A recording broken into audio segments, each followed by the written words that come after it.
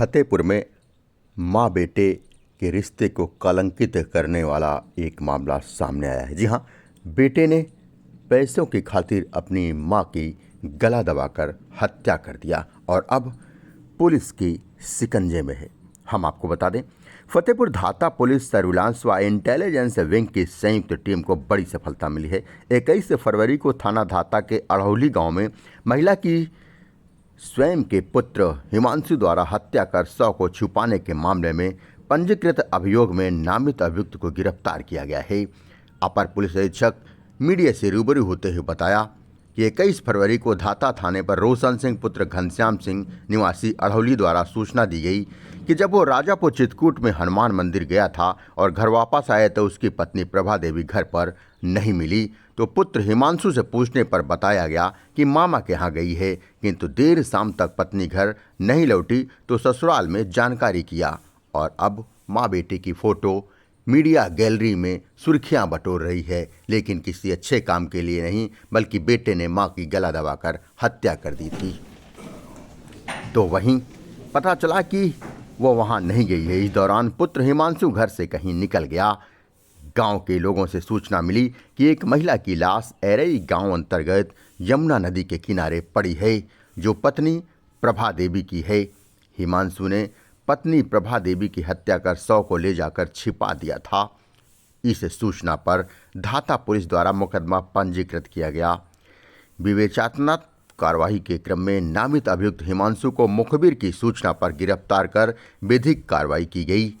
अपर police अधीक्षक ने बताया कि धाता थाना अध्यक्ष उप निरीक्षक वृंदावन राय, उप निरीक्षक कृष्ण कुमार यादव, कांस्टेबल ब्रजेश कुमार, महिला constable Vibha Tiwari, intelligence wing के निरीक्षक विद्या यादव, उप निरीक्षक दिवाकर सिंह, सर्विलांस टीम में उप निरीक्षक शैलेश कुमार सिंह के द्वारा घटना को लेकर तहकीकात की गई, जिसमें जो तथ्य निकल कर सामने आए उसमें अभियुक्त हिमांशु दो भाई हैं, जिसमें हिमांशु के भाई अंकुर सिंह को उसके बड़े पिता लाल सिंह द्वारा गोद लिया गया। हिमांशु अपने माता पिता के साथ ग्राम अड़हौली में रहकर पिता के साथ कृषि कार्य में सहयोग करता है। हिमांशु करीब 1.5 वर्ष से ऑनलाइन जूपी गेम खेलता था, जिसमें करीब 4 लाख रुपया हार चुका था। गेम में हारे गए रुपया अपने हित मित्रों से उधार लिए गए थे, जिसे उसके द्वारा वापस मांगा जा रहा था। हिमांशु के घर पर करीब 25 दिन पूर्व निर्माण कार्य चल रहा था, जिसमें मृतका प्रभा देवी की जेठानी द्वारा प्रयागराज से जारी दूरभाष बताया गया कि घर में मजदूर काम कर रहे हैं तथा अलमारी में जेवरात रखे हैं। हिमांशु को अलमारी में उसकी बड़ी मां के रखे जेवरात की जानकारी हो गई तथा वो धीरे धीरे अलमारी से जेवरात निकालकर कम कीमत पर बेच डाला, जिसकी जानकारी माता पिता को होने पर उसके द्वारा हिमांशु पर जेवरात वापस लाने हेतु सख्ती बढ़ती गई।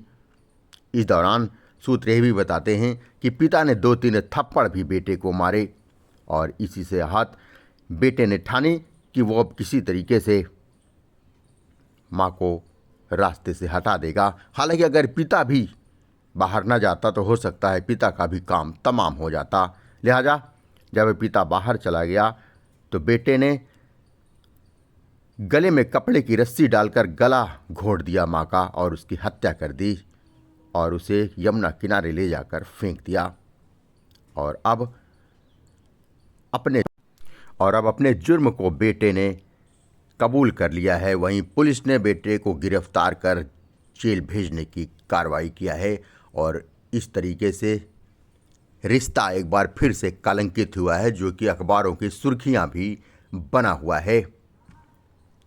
इस कलयुग में ये घटना दिल दहलाने वाली सामने आई है कि बेटे ने ही अपने मां की गला घोंटकर हत्या कर दिया। फतेहपुर से विवेक श्रीवास्तव की खास रिपोर्ट। अड़हौली में रोशन सिंह द्वारा थाने को सूचना दी गई कि उनकी पत्नी 20/2/2024 से गायब हैं और उन्हें शक है कि उनके लड़के हिमांशु द्वारा जो है उनकी हत्या करके उनके शव को छिपा दिया गया है। इस सूचना पर थाना धाता पर अभियोग पंजीकृत करके घटना के अनावरण हेतु इंटेलिजेंस विंग, सर्विलांस टीम व थाना धाता की टीम को लगाया गया। हमारी टीम द्वारा घटना का सफल अनावरण करते हुए घटना में सम्मिलित अभियुक्त मृतका के लड़के हिमांशु को गिरफ्तार किया गया।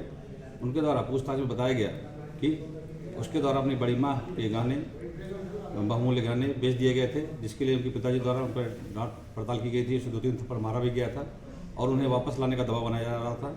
इसके अलावा युवक हिमांशु कुछ गेम में कुछ रुपए हार गया था, जिस पर कर्ज का दबाव था, उसको वापस करने के लिए दबाव बनाया जा रहा था। इसी उद्देश्य से उसके द्वारा अपनी माँ की हत्या करके शव को जमुना जी के किनारे फेंक दिया गया। इस प्रकार हमारी टीम द्वारा घटना का सफल हरण करते हुए अभी तो गिरफ्तार किया गया है, आज जेल भेजा जा रहा है और एक अच्छा सराहनीय कार्य किया गया है।